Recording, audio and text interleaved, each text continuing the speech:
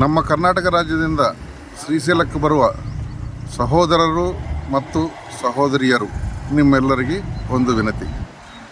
ನೀವು ಯಾರು ಸರಕು ವಾಹನಗಳಲ್ಲಿ ಪ್ರಯಾಣಿಸಬೇಡಿ. ನೀವು ದಯವಿಟ್ಟು KSRTC ಎಲ್ಲ ಪ್ರಿಪರೇಷನ್ ಮಾಡಿ ಕೊಟ್ಟಿದ್ದಾರೆ.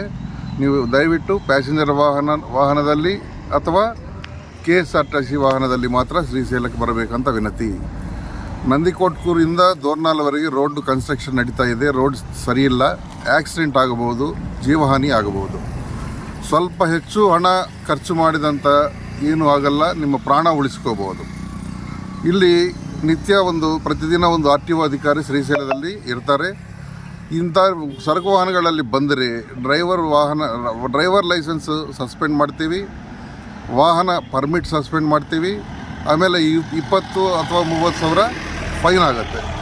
ಇದೆಲ್ಲ ನಮಗೆ ಯಾಕೆ, ನಿಮ್ಮ ಪ್ರಾಣ ನೀವು ಚೆನ್ನಾಗಿರಬೇಕು. ನೀವು ಸುರಕ್ಷಿತವಾಗಿ ಶ್ರೀಶೈಲಕ್ಕೆ ಬಂದು ಸುರಕ್ಷಿತವಾಗಿ ದರ್ಶನ ಮಾಡಿಕೊಂಡು ತಿರುಗಿ ವಾಪಸ್ ಹೋಗಬೇಕಂತ ನಮ್ಮ ಆಸೆ. ಇದೆಲ್ಲ ನೆನಪಿಟ್ಕೊಳ್ಳಿ. ಇದು ಎಲ್ಲರಿಗೆ ಶೇರ್ ಮಾಡಿರಿ. ನೀವು ಸುರಕ್ಷಿತವಾಗಿರ್ರಿ. ನಮಸ್ಕಾರ.